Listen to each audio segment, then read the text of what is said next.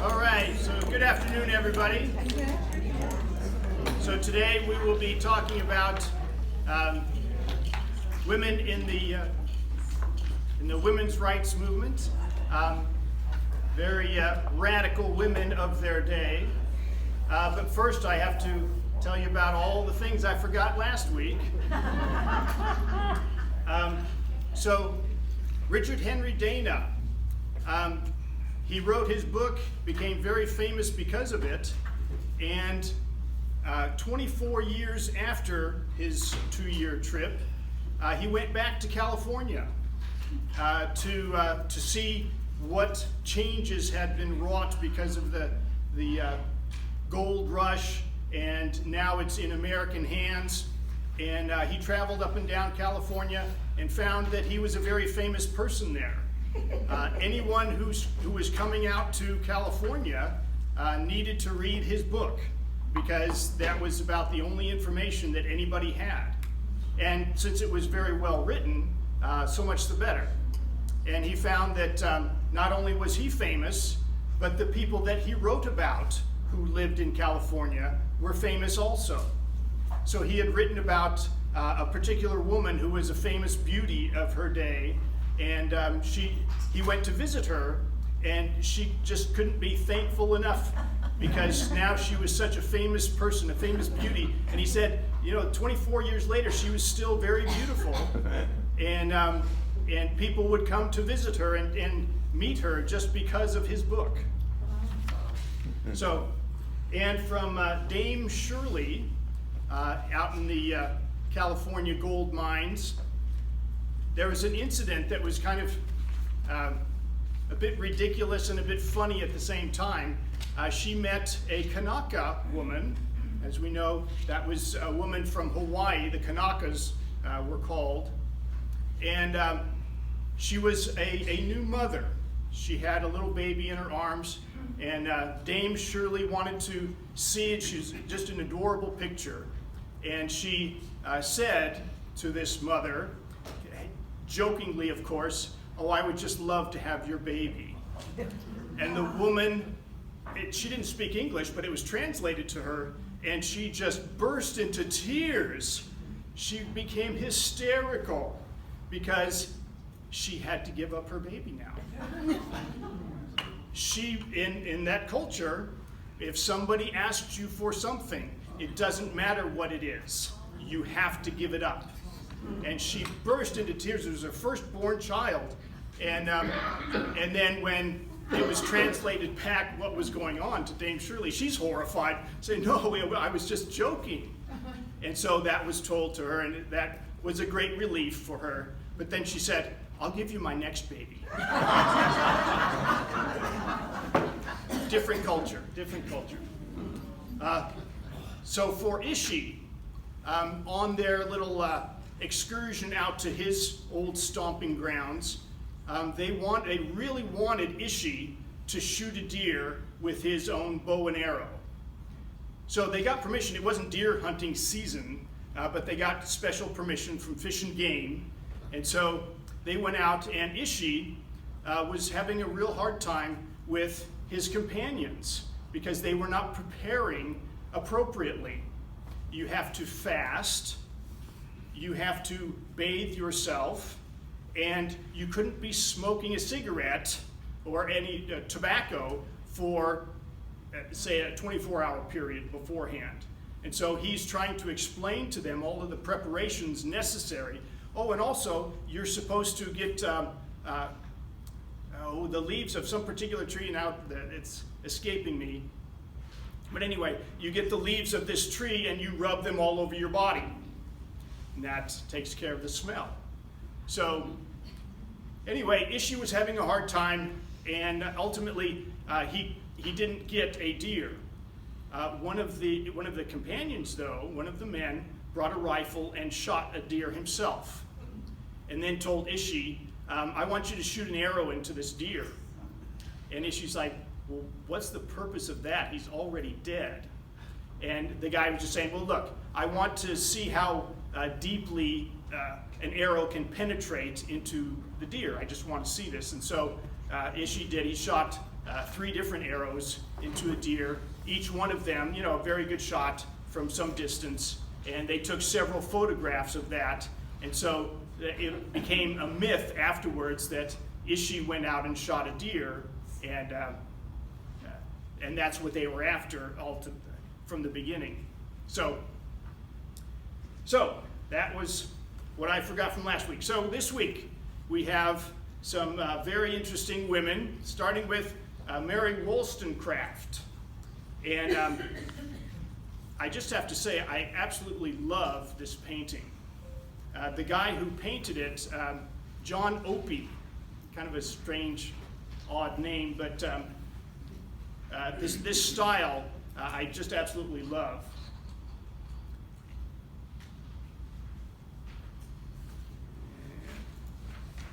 So the bibliography for Mary Wollstonecraft. This first one, Claire Tomalin, from 1974, 379 pages. This was my favorite. I think she was probably most conscientious in getting the facts right and giving a straightforward view, both compassionate and critical, of Mary. So this would be my recommendation if you were going to get one biography. This next one is a good one. Charlotte Gordon, Romantic Outlaws. This is of Mary Wollstonecraft and her daughter, Mary Shelley. So she goes back and forth, each chapter covering each individual, because as you may know, they did not live at the same time. Mary Wollstonecraft died shortly after giving birth. So it's a chapter by chapter. This first chapter is on Mary Wollstonecraft's early years. The second chapter is on Mary Shelley's early years, and she alternates throughout. And it's a good read, 649 pages. Oh, okay. So those are the 2 biographies that I have. This next one by Mary Wollstonecraft, A Vindication of the Rights of Woman, her most famous work, talking about women's rights, considered by many the first significant treatise of women's rights. And this next one, again by Mary Wollstonecraft, Letters Written in Sweden, Norway, and Denmark. And I'll talk about this in a little bit. So her early years, born 1759 in London, she was the second of 7 children, came from a rather abusive household. The father mostly was abusive to her mother. She recalls in her young years trying to protect her mother, sitting outside the bedroom, thinking that as a young girl that she could do something to stop the abuse. She had, as she grew up, she had 2 younger sisters that while the family was impoverished, she felt the need to take care of them. And one of the things that kind of radicalized her as far as women's rights go was how difficult it was for a woman as opposed to a man to make a living. And she felt the need to take care of her younger sisters because they were incapable or had such a hard time in that area.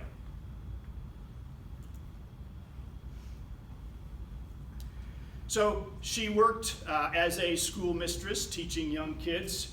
She became a governess in various households, sometimes in very wealthy households. Another thing that kind of embittered her to the society of the day, that people would look down on her, the wealthy mistresses of the house. She was not always treated with any kind of dignity or respect. But she continued to support her sisters and actually gave them an education. One of them she sent to France for an education. But as I said, she was keenly aware of how difficult it was for a woman as opposed to a man to make a living. The choices were so few. But she was, as we know, a very highly intelligent woman. She loved to write. And her first significant publication was Thoughts on the Education of Daughters in 1787. And it was not something that was entirely radical, but it was different from much of what was being published at the time, because she sincerely believed that all girls should be educated, just like all boys were supposed to be educated at the time too. A new idea in society. So here's a quote that I really liked. "Few are the modes of earning a subsistence, and those very humiliating." And my thought on it was that it was really the first publication of the kind that was not really patronizing toward women and girls, as if we should take care of them because they are so simple-minded and weak, as many publications would have said. So, for Mary, as I suppose everybody has their own Achilles heel, Mary's was intelligent, dashing men who could sweep her off her feet and make her almost absolutely insane. And her first one was Henry Fuseli. I think I'm pronouncing that right. Am I pronouncing that right? I don't know. Oh, come on. Isn't that a French? Is that a French? If it were French, it would be Fuseli. Fuseli? Fuseli if it were French, yeah. It looks French, doesn't it? Yeah, sorry. Okay, in any case, he was a famous painter, an intellectual, a famous libertine of the day, who, when he met Mary, he was starting to settle down from his wild ways. But Mary was absolutely fascinated with him because he was well-educated in Rousseau and all of the radical thinkers, Descartes. And so she absolutely fell head over heels for him. He had been living a life of going from one woman to the next, a free love advocate. But now he was married, newly married, and decided to settle down a little bit. But he still kind of messed with Mary's head. And Mary became so obsessed with him that she went up to his wife, even, saying that Henry was absolutely indispensable for her, and I want to live with the two of you. But this is just a platonic relationship, so it should be okay with you, right? Well, she was not going to go for that, so here's Henry Fuseli, and this is his most famous work, kind of a dark, this is his style, was often very much like this. This is called The Nightmare, and here's this woman with some sort of demon or whatever, and there's a horse looking on from behind the curtains. So, very mysterious sort of guy. So this was the time of the French Revolution. She traveled to France to find out more about this. She was very interested in the new ideas coming out of France. So she went to France. She was very excited about the revolution, and she wrote a Vindication of the Rights of Man in response to Edmund Burke, who had written Reflections on the French Revolution, where he was very critical of what was going on. She was very supportive. And she came out with this actually ahead of Thomas Paine's Rights of Man, who also was defending the French Revolution. Very intellectual, Mary's writings, often a bit disorganized, however. But she was very passionate in her feelings about monarchy and the evils of it. But then Mary's greatest work, for what she's most known, Vindication of the Rights of Woman, 1792. It was written very quickly. It took her only about 6 weeks. And again, very passionate, very intellectual, not as well structured as it could be, but still it gets the point across. Basically argues that women are human beings first, just like men, and thus should have equal rights with men. The French Revolution initially was very supportive of women's rights. As the years passed, that changed. But initially in France, a woman like Mary writing for the rights of women was greatly celebrated for this. And she talks a lot about Rousseau in this work and is very critical of him for not seeing this. Rousseau, a great inspiration to the revolutionaries and wants equality for all men, still believed that women should be subservient. And so she spends a lot of time in this criticizing him. And here's Mary composing in her writing of the rights of woman.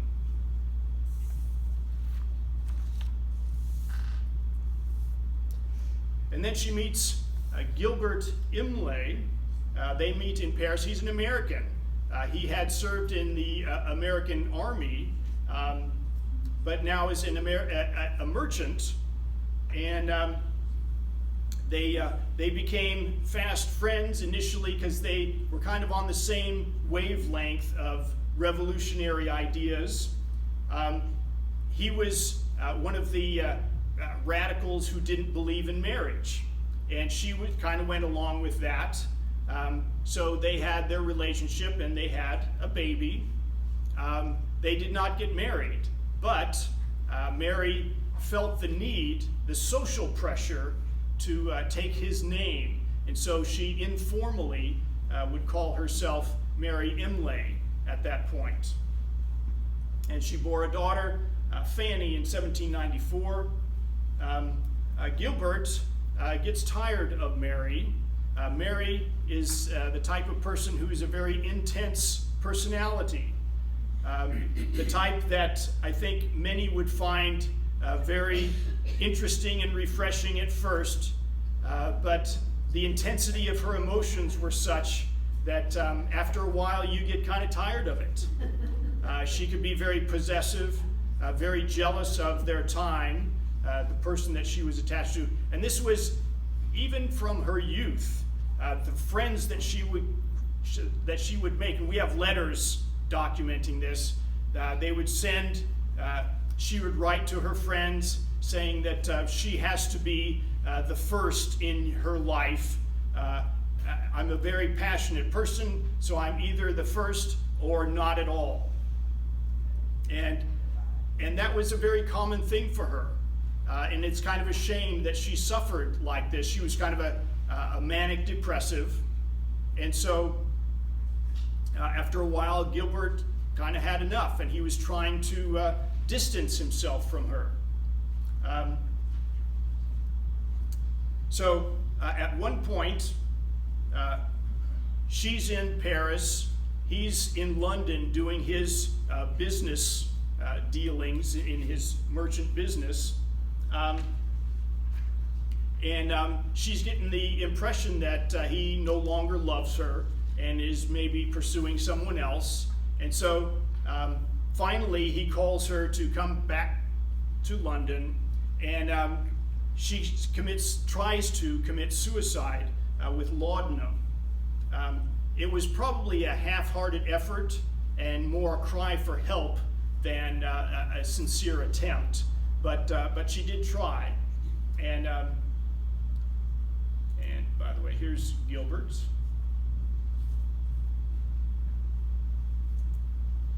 And so at this point, Gilbert, they make up, and Gilbert says, I have a mission for you. There is a ship that I am trying to track down. It has a lot of very valuable things in it, gold and whatnot, that I was going to trade, and now the ship is disappeared. It's either sunk to the bottom of the sea or it's somewhere in Scandinavia, and I would like you to see if you could go find it. And so she goes off on this trip with her baby and a helper for her, a maid.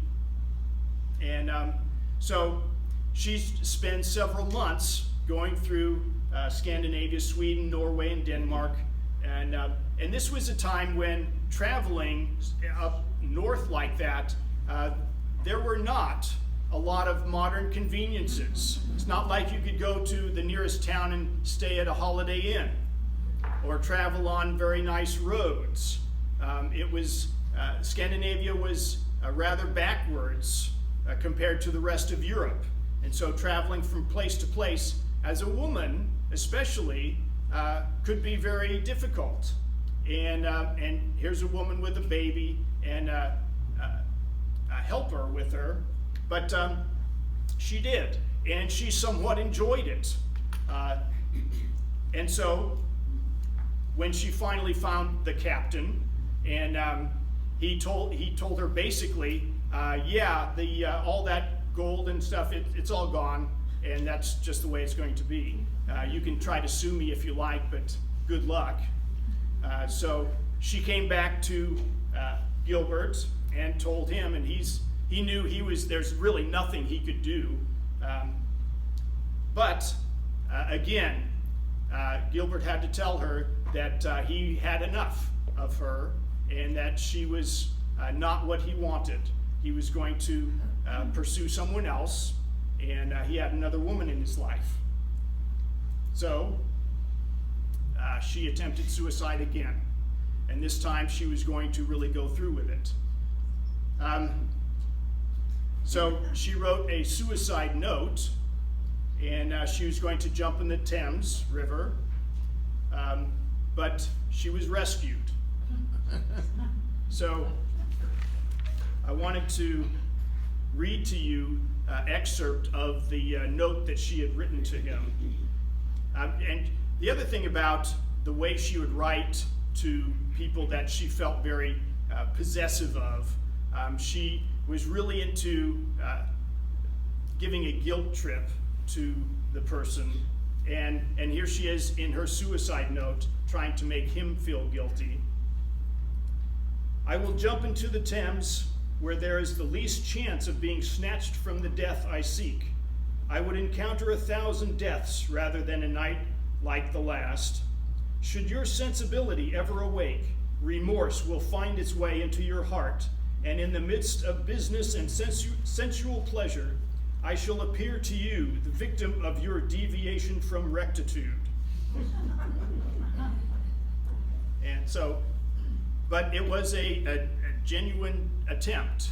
She jumped into the river from the bridge, but there happened to be some, and this was at nighttime as well, but there happened to be some men who had seen her, and they rowed out and rescued her. After this, she's still pleading with Gilbert, and she talks to his new woman. And again, look, I get it that you two are together, but I really need Gilbert, and I want to live with you too. And but that's not going to work. So what she did, however, afterwards, she was going to write, or she's going to collect her writings on her travels in Sweden, Norway, and Denmark, because she had been writing letters, and they were very descriptive. And so she published them, and they turned out to be one of the first truly great descriptive travel writings, and a great inspiration for writers later on. just great descriptions of the people and the homely life of the ordinary peasant, and many of the romantic writers, that was the emerging style of the day. Coleridge, Southey, Wordsworth, and of course Shelley had read these and quite openly let people know that this was the style. This is what I'm trying to emulate. And here's the book. Letters written in Sweden, Norway, and Denmark.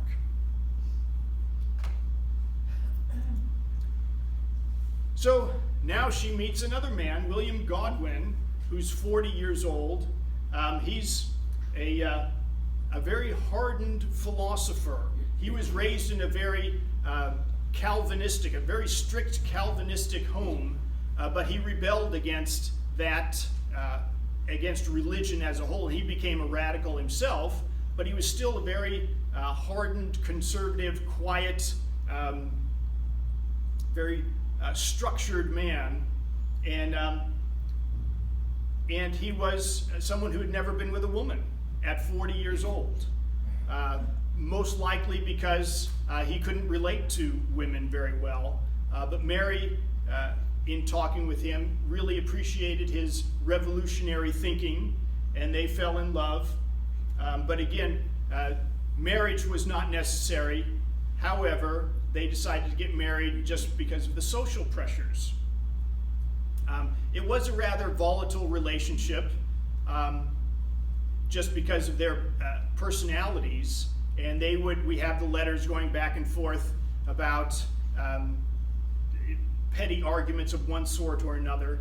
The one that I thought was really kind of cute, she wrote him and said that you don't pay enough attention to me.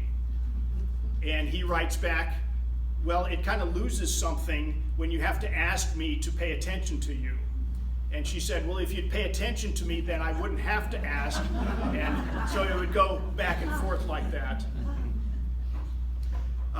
Unfortunately, as we know, she became pregnant. She had a daughter, Mary, but died about 10 days later after her daughter was born. And she's 38 years old, 1797. And as many women did die, it was of septicemia. And then for her legacy, one of the greatest tragedies for her legacy was Godwin's awkward attempt at trying to promote her legacy.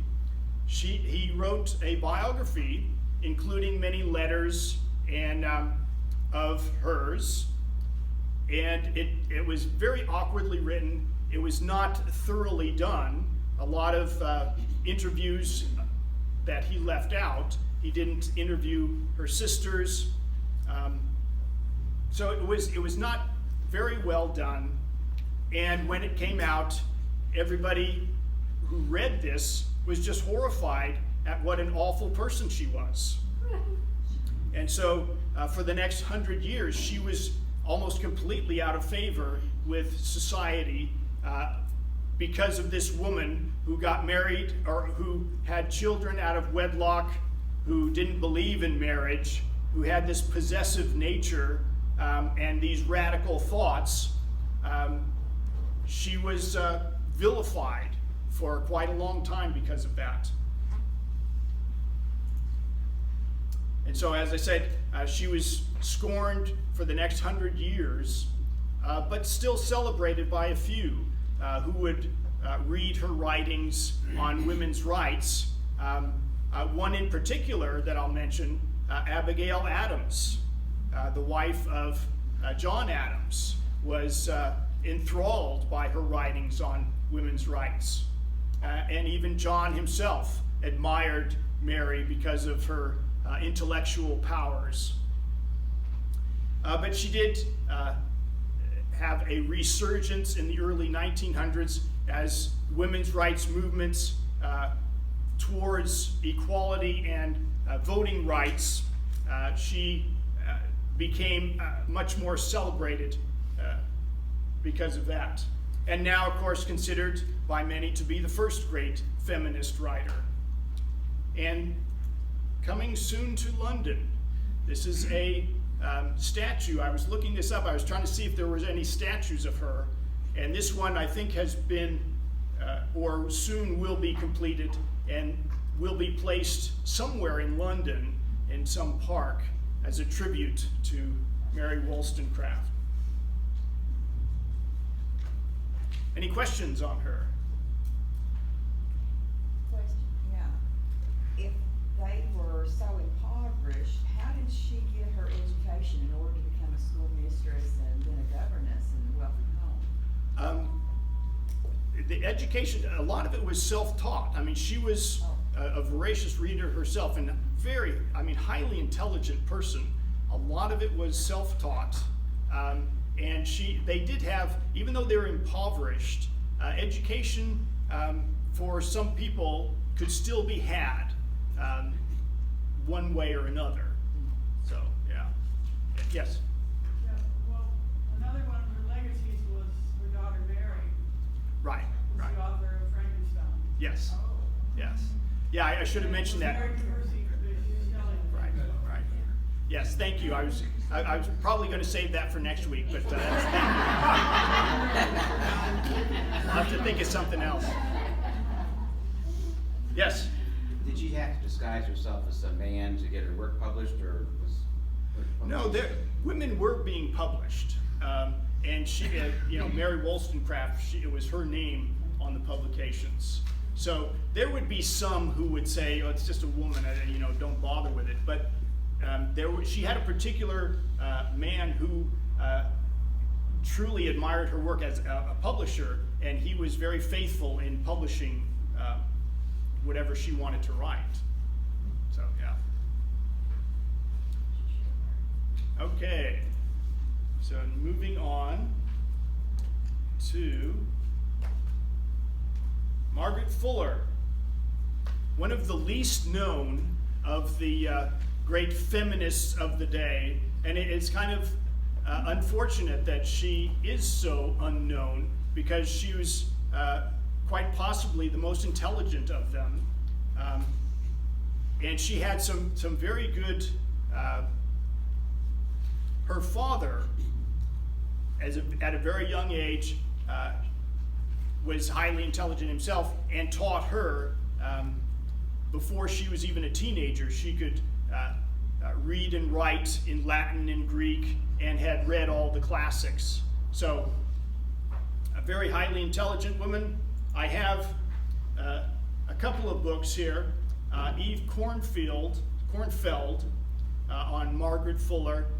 The biography in this is rather short because a lot of it is taken up in documents and the writings of Margaret Fuller.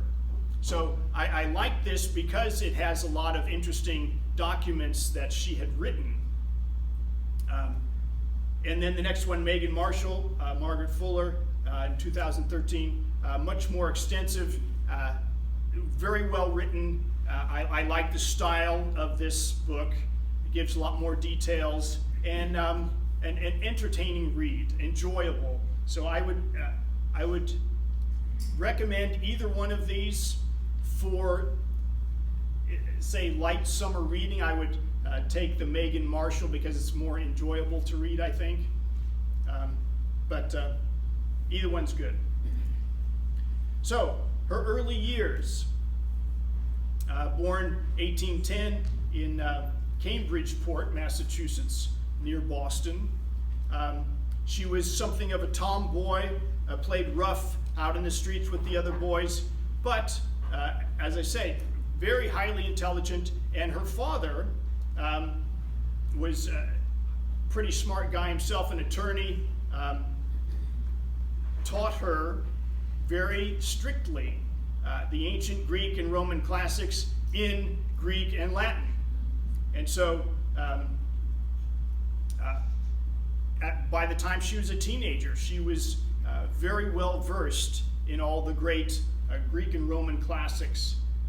After a while, Timothy, her father, decided that he had given her too much book learning, and she needed to learn social skills and how to get along with other people a little bit better. So she was taught dancing, singing, drawing, and playing the piano. So I have to say that of the three, Margaret Fuller's mindset, her intellectual, her bent is towards transcendentalism. And she was a great, now considered a great transcendentalist thinker. Personally, I don't relate well to transcendentalist thought. It's a little, how do I say this? So let me read this great epiphany that she has, that she wrote about. So she was 21. She felt like her life was going nowhere, that she had kind of hit a dead end. She wasn't really into looking for a husband, but she wanted to pursue her intellectual, pursue whatever intellectual passions that she had, but it didn't seem to be going anywhere. So she was going to church, or she coming from church, and she paused by a stream to look at it. She walked a little bit further, cluster of trees by a pond, and suddenly she had this great insight. And here's how she describes it.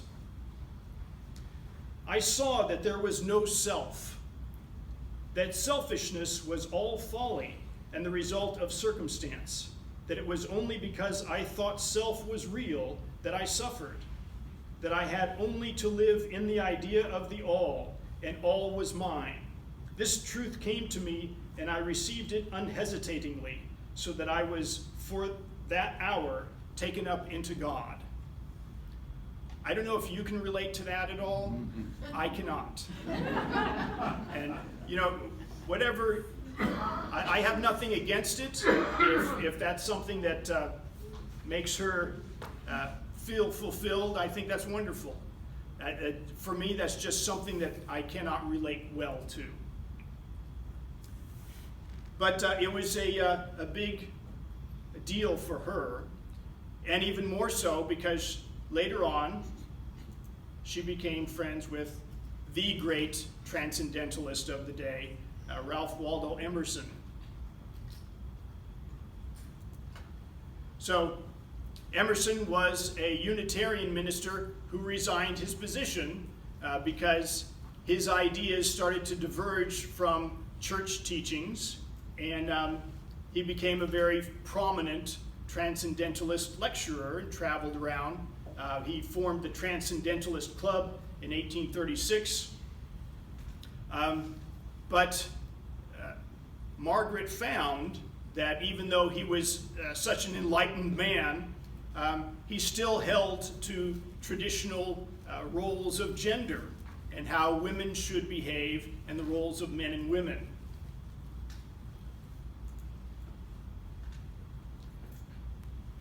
So Fuller decided she wanted to attend these meetings, which was kind of a revolutionary idea in and of itself, that that a woman would want to pursue intellectual ideas like this.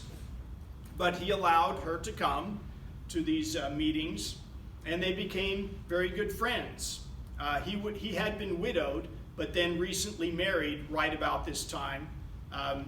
And one wonders of what may have happened if he had not married right about that time, and if the two of them had met while he was single. He was about, I think, 7 years older than her, and but they became very good. They became soulmates, as it were. She's not quite as passionate as Mary Wollstonecraft, and so she didn't beg to live with him and his wife. But you get kind of the feel that she really wished that she could be closer to him, and she said so, that she wanted more from him. So it was kind of a trying time, both a wonderful time of friendship, but a bit frustrating for her. So here's a letter from her to Emerson, and again, even more than the Epiphany thing, this is something that to me is very curious that people think in this way. But she's a transcendentalist. To Emerson, how often have I left you despairing and forlorn? How often I have said, this light will never understand my fire. This clear eye will never discern the law by which I am filling my circle. This simple force will never interpret my need of manifold being. And again, you may relate well to that. I cannot. But again, these are the great minds of the day. Both of them highly intelligent people.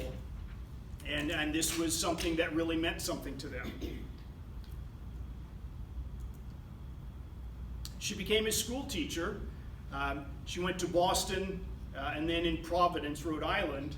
And her philosophy of teaching was that she wanted to develop the activity of mind, accuracy of processes, constant looking for principles, and search after the good and beautiful. I have no doubt that she was a very talented teacher. She was not very fulfilled in teaching, however. It was not something that she really felt passionate about as much as writing. She really wanted to be a writer. And so she was offered a position. She started writing literary criticism. Her most influential author was Goethe, and I hope I'm pronouncing that correctly. Goethe is one of the oddest, one of the oddest spellings of a sound that's supposed to sound nothing like that. Yeah, it's Yeah. good. It's good. This is German. I usually have problems with French, but German can be kind of strange too. It But that's Goethe. mimics the umlaut, Goethe. Yeah, Goethe, right? I think cheese. What? Yeah. Anyway, so there was a new publication called The Dial. It was a Transcendentalist publication, and she was asked to be the editor because Emerson and others saw what talent she had. And so she became the editor of The Dial, and she, as editor, would edit some of the greatest minds of the day. Both Emerson and Thoreau would submit articles, and she would send them back sometimes, telling them this is what you need to improve or correct. So she was well recognized as one of the great minds of the day. And here is an example of The Dial, 1841, magazine for literature, philosophy, and religion.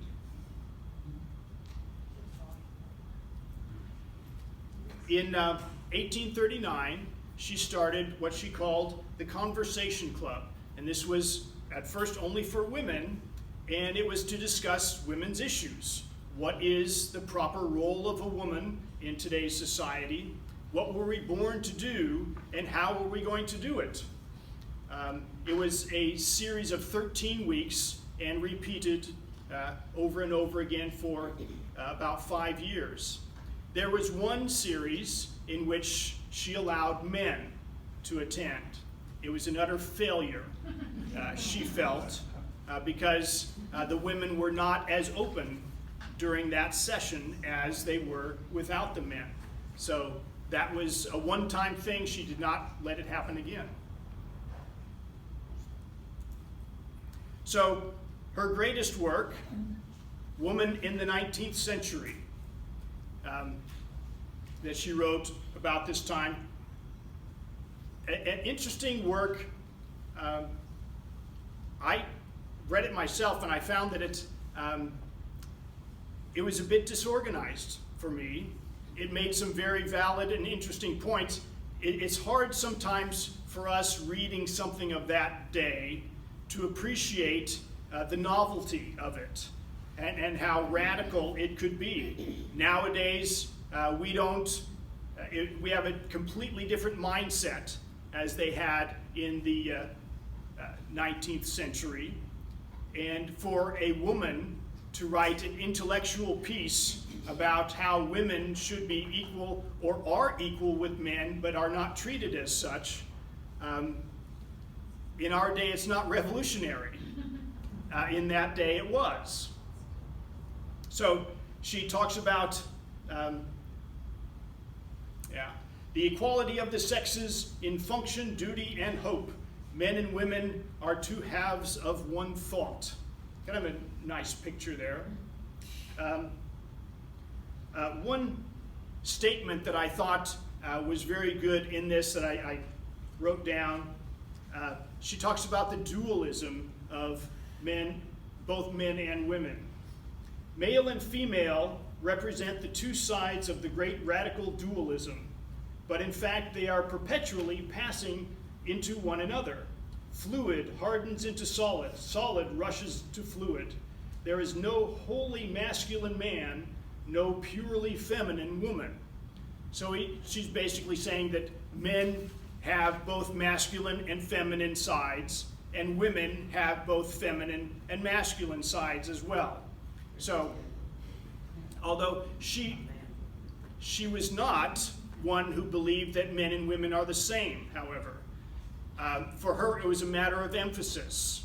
And I'm just saying this myself, is maybe she might have considered it a 60-40 split, so that men are 60% masculine and 40% feminine, and women 60% feminine and 40% masculine. She would, as I say, she would not consider them the same, but complementary, but equal in, say, intelligence, and should be equal in rights as well. And here's that women in the 19th century. Her fame spread. She became much more widely known because of the Dial, and she came to the attention of the New York Daily Tribune, and she was given a position there of literary editor in 1844, the first woman to become an editor of the staff of a major newspaper. And her articles were not in the back of the paper, they were at the front page.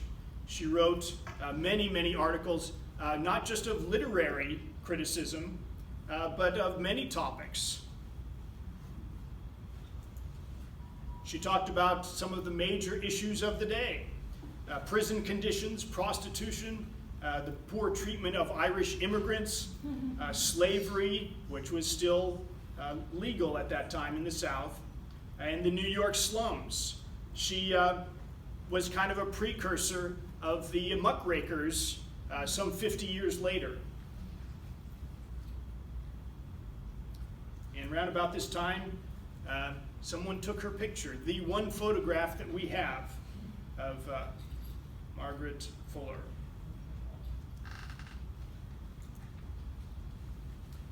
So she was on assignment to Italy. Italy was going through a revolution, civil war at the time.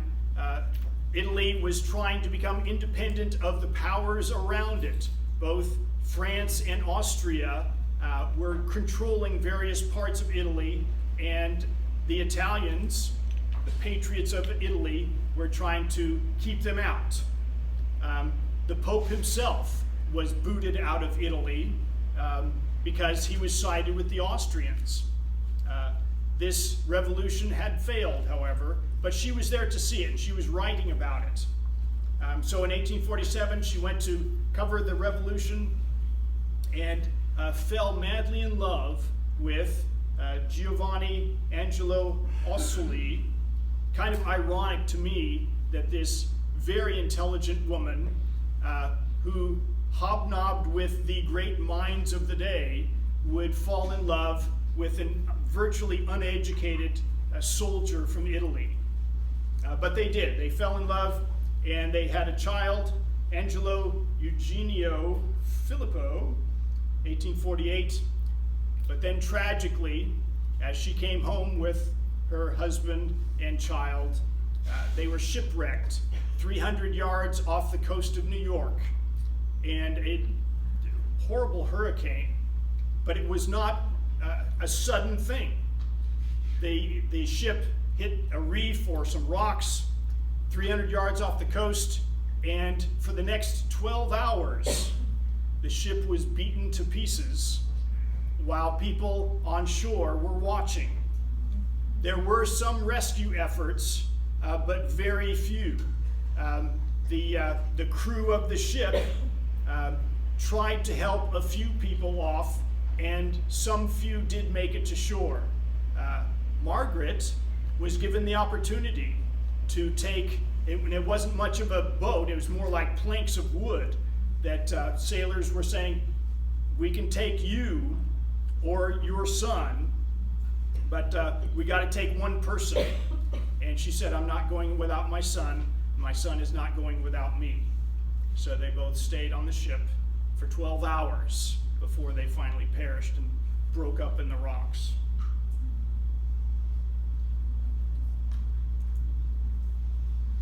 So, the legacy of Margaret Fuller, considered one of the three great transcendentalists, intellectuals of the day, along with Emerson and Thoreau.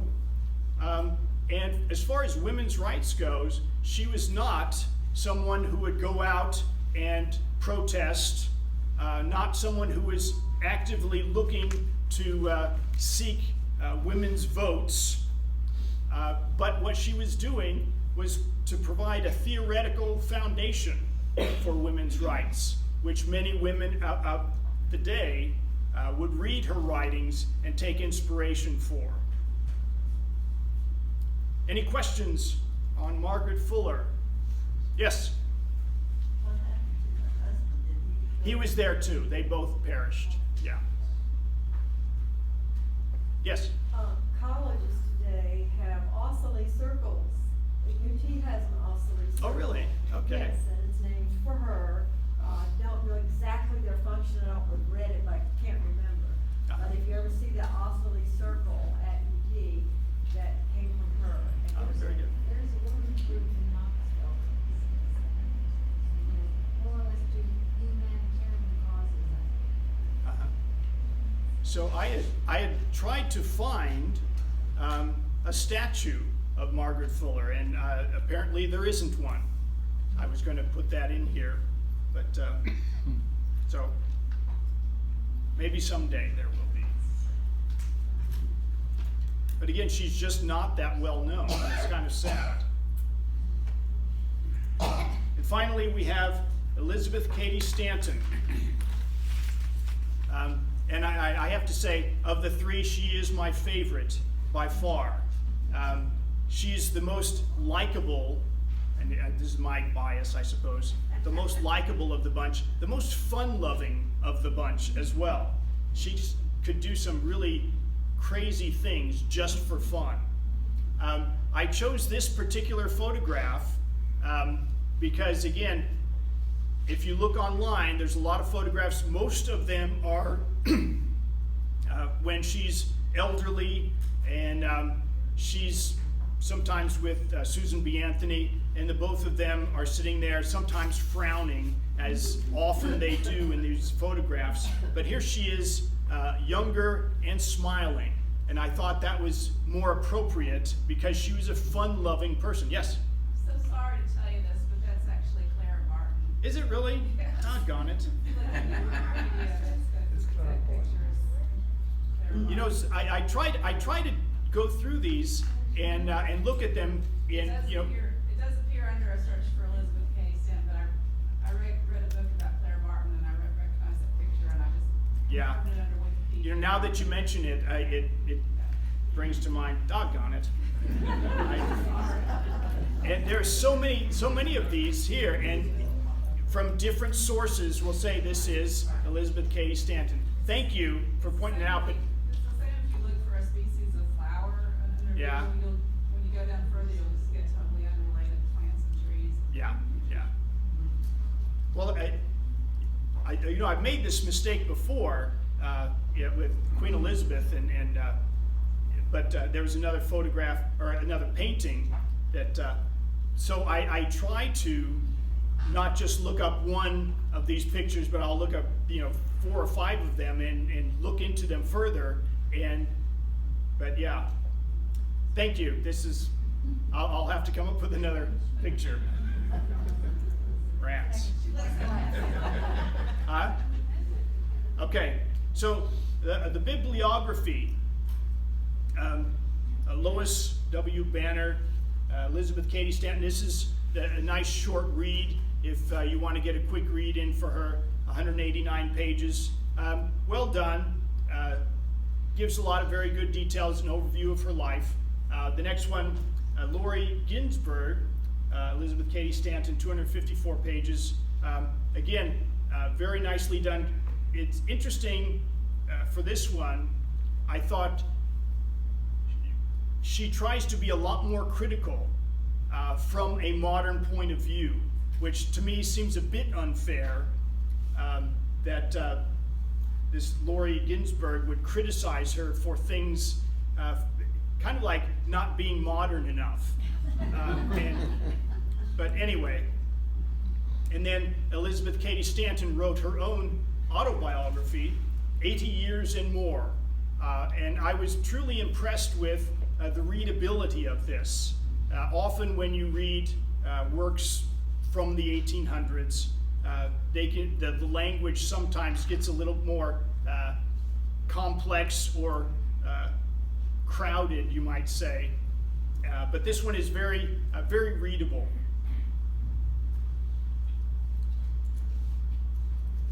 So she was born 1815, Johnstown, New York. Her father, Daniel Cady, was a lawyer, assemblyman and congressman, and became Justice of the New York Supreme Court. Very eminent man. Her mother was a woman who was 6 feet tall. Very unusual of any day, but especially back then. Elizabeth Cady Stanton was not a tall woman, but very impressed with her mother. She was the 6th of 11 children. Unfortunately for the family, who always, and this was a very eminent family, the tradition, as always, you have your sons grow up and hopefully can surpass their fathers, make a name for themselves. All the boys died. And so Elizabeth vowed in her youth that she was going to make something of herself now that the boys are all gone. She was recognized very early to be a very intelligent young woman, a very energetic, fun-loving. Like Margaret Fuller, she was very much of a tomboy who could play in the streets with the boys. She could also be very emotional and sometimes hysterical because of the very strict religion that they had. There was an evangelist who was very big in those days, Charles Finney, the great evangelist of the day, and he would preach hellfire and damnation, and she, being a very sensitive young woman, would become very upset at that, and wondering if she was going to heaven or not would greatly trouble her. Anyway, she entered boarding school in 1830 and eventually met, or she had a cousin who was involved with the abolitionist movement and met Henry Stanton, a renowned abolitionist speaker, and they got married in 1840. She was 25 and he was 35. This was not something that was approved by her father or mother, because he, even though he was a prominent man, he was relatively poor. He did not have any other means of support, and so it was not something that was approved. She married him anyway because she was in love, and right after they were married, they traveled to London for an abolitionist conference there, but here's Henry Stanton. The Yeah. pork chop mustache, yeah. He has to be older than 35 in that picture. Yeah, I'm sure he is. Oh. So they traveled to London to go to an abolitionist conference, and there she met Lucretia Mott, who was a Quaker preacher, and as you may know, in the Quaker religion, they were much more egalitarian, and women could preach, and they believed more in the equality of the sexes than most anybody else. And they were the first to promote the abolitionist movement. But among most abolitionists, especially in this particular conference, the women were not supposed to vote for any particular resolution, and they were not to speak in public.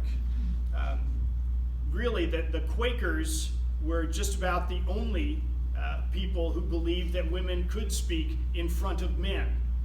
Women could speak in front of other women, but it was taboo for women to speak in front of men.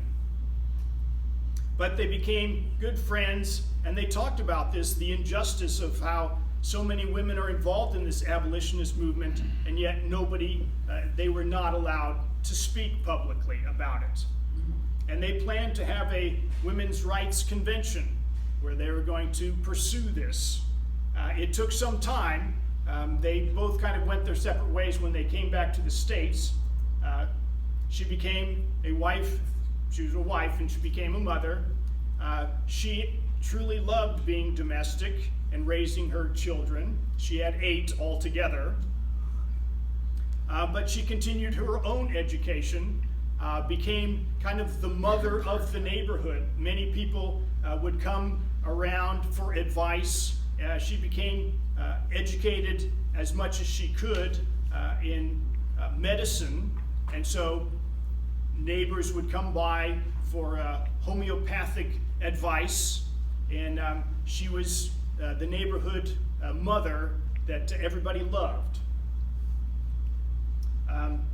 1847, they moved to Seneca Falls. Henry, she was having difficulties with. He was often gone, either on speaking engagements, or he eventually became an attorney himself and often studied. But it was the rule of the day that men did not have to spend time at home with their families. It was the woman's job. The women raised the children, cleaned the house, cooked the food, did pretty much everything. And the men could do as they liked. Yes? So much hasn't changed in the last couple of years. I'll tell you what. Sorry. I changed diapers when I had my kids, so I cleaned house, I did all that. I was raised, there was 5 boys when I was growing up. I was the 4th of 5. Here I am jumping in on this one. There were no girls other than my mom, and my mom made us cook and clean and do all that stuff, so it's... Anyway. So you're going to add her to your list? Yeah. I'll tell you what, my wife is eternally grateful for that.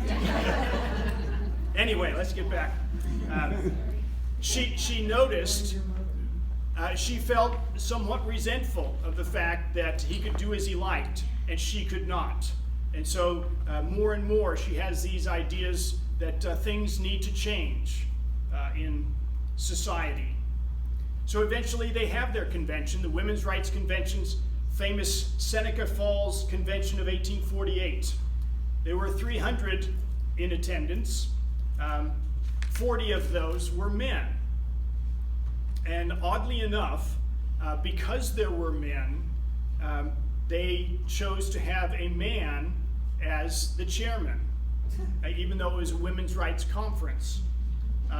But they produced the Declaration of Sentiments and Resolutions, and they copied the Declaration of Independence and rewrote it for women.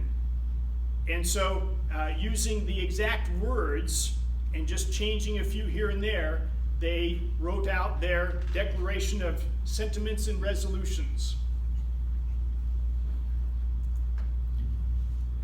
So they had 11 resolutions, basically about various aspects of men and women in marriage, divorce, their rights.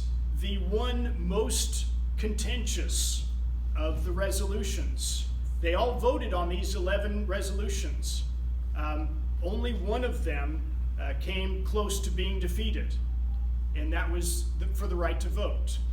That was the most radical idea out of the convention.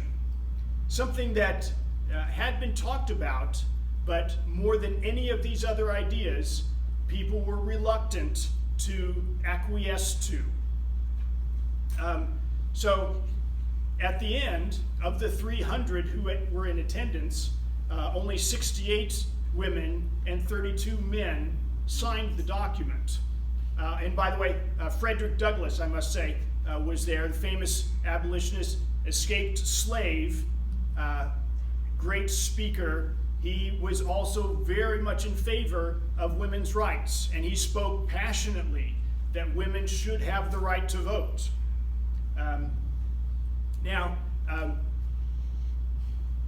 Elizabeth, in her autobiography, states that many of the women afterwards were pressured into renouncing their signatures because of that one resolution for the right to vote, because so many of their husbands were angry at them. One of the biographers, however, stated that she tried to track down any other evidence of that, and she couldn't find any. So she doesn't believe Elizabeth was telling the truth for whatever reason. Anyway, so here is the Seneca Falls Convention. And not long after this, in 1851, there was a new style that Stanton wanted to promote. Bloomers. She thought wearing these was like taking off a ball and chain of these huge dresses that we're supposed to wear, and instead to wear something, a short dress with pants underneath. They're called bloomers because of Emily Bloomer, who wrote about it. She did not design it. It was actually inspired by the Turks and an outfit that they had. But it was something that for a number of years they tried to promote, and the women who wore these outfits often felt that they were much superior to the outfits that they were supposed to wear, but as the years went by, they were so ridiculed by how ridiculous they looked that it went out of fashion. But at this time, she meets Susan B. Anthony, and the two of them became fast friends and truly great partners because they complemented each other so well. Stanton was the vivacious, talented speaker, both in writing and in presenting herself. She was a great speaker. Anthony was the more reserved. She was controlled, but she was a great administrator. She could organize people much better, and she was also a very good researcher, which came in handy as the years went by. They were involved also in the Temperance Society, the abolitionist movement, in addition to promoting women's rights. So here is Stanton and Anthony. The pictures of Susan B. Anthony in particular, I think are terribly unfortunate. I hope that she was a better person than her photographs. She looks just so dour and mean in these photographs that you really hope that she was not as bad as she looks. Well, that hairstyle was not flattering to anyone. Yeah, that's true. That hairstyle was horrible. Yeah, that's true.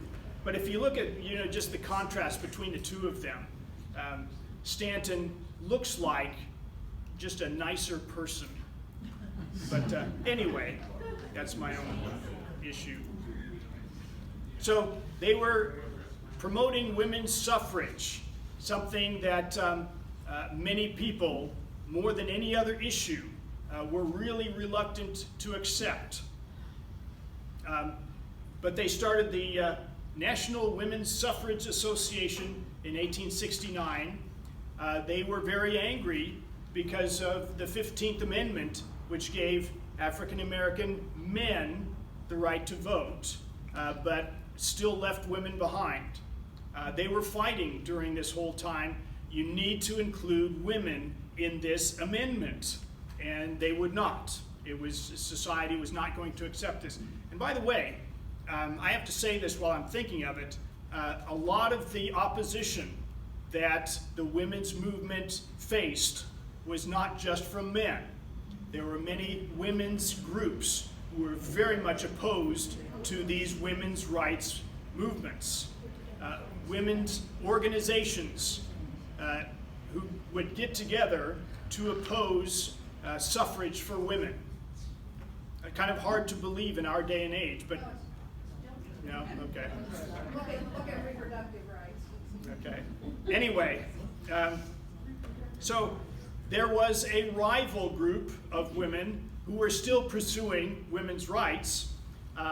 The American Women's Suffrage Association, who didn't particularly care for Stanton and Anthony. Some of it was just a stylistic personality conflict. Some of it was the priorities that they each had. Part of it was that Elizabeth Stanton was very open to accepting far more people in their organization, even when she didn't agree with them. And one of these groups was the Free Love Society. As you might imagine, in the mid-1800s in America, this was not a particularly popular group, but they did exist, promoting free love outside of marriage. But she loved going on speaking tours. She was a fantastic orator, and people loved listening to her. Literally for hours, she could stand in front of crowds of people, and they were just enraptured listening to her. And she would very often be speaking in churches. Now, churches that we're talking about are mostly the Unitarian churches, who are more liberalized and would accept women speakers, and of course the Quakers as well, but even others, mainline Protestant churches were becoming more and more open to having women speak, and more open to the ideas of women's rights. She even would speak in Mormon churches. But she, interestingly enough too, even in the churches, she would be speaking out against Christian doctrine on women, widely held beliefs, and particular passages of the Bible that she would single out and criticize for being anti-woman. But she would speak out about many things, and not just suffrage, sexual freedom for women, not free love, but women's birth control and things like that, not abortion so much.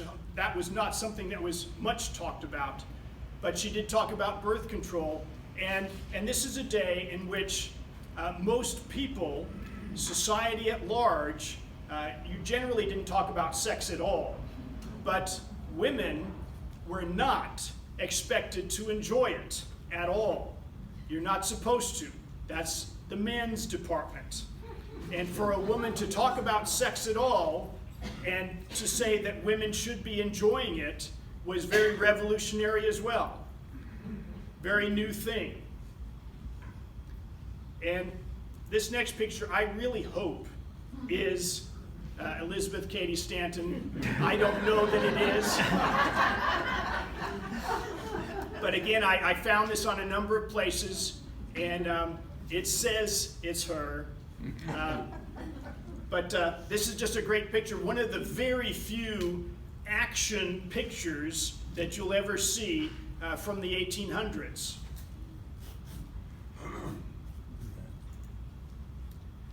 So in her later years, Susan B. Anthony and Elizabeth Cady Stanton got together and wrote a history of women's suffrage. It's 3 volumes, massive amounts of information, largely a documentary work where they would include their speeches and letters and other works from their background. By 1890, the 2 women's rights groups get together after several years of negotiations. She says in her autobiography, the worst speaking experience that she ever had was before a Senate committee on women's rights. There were some men in the Senate, and one in particular, who went out of his way to distract her. He would have a newspaper that he'd pull out and read. He'd get up and sharpen his pencil. He'd go up and close a window or open a window, open a door, shut a door, trying to distract her. And she says it's the most uncomfortable and unpleasant speaking experience she ever had. But she wrote her autobiography in 1897, and again, as I say, a very readable work, enjoyable to read.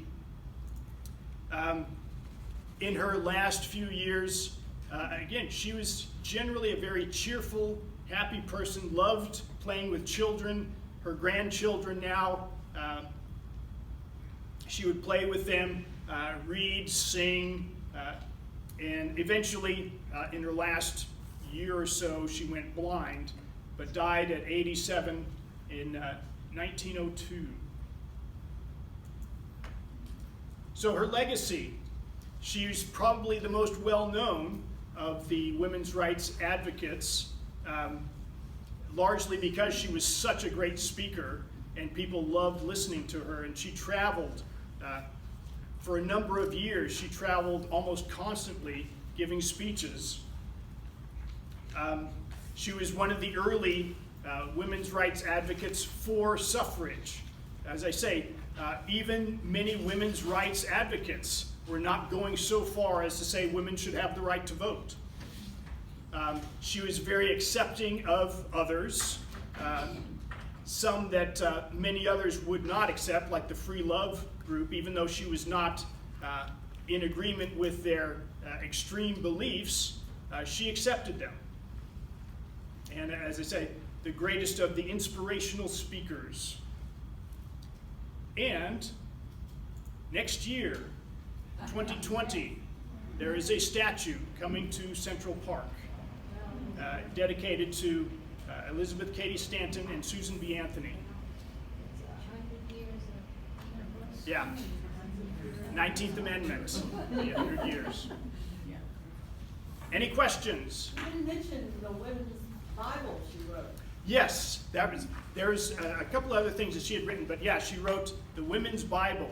So can you tell us anything about it? Well, other than she certainly considered herself to be a Christian, but she wanted to take things out of the Bible that she felt were detrimental, is my understanding, Yeah.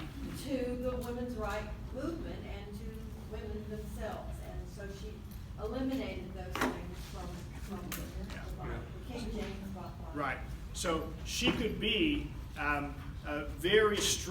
speak out very strongly against particular biblical passages, but she did not want to throw out the baby with the bathwater, as it were. Yes? Next week, we're going to talk about, and your shirt, you got to wear that next week. Next week is the Radical 60s. We're going to talk about the hippies of the 60s next week. So the first one up will be Abby Hoffman.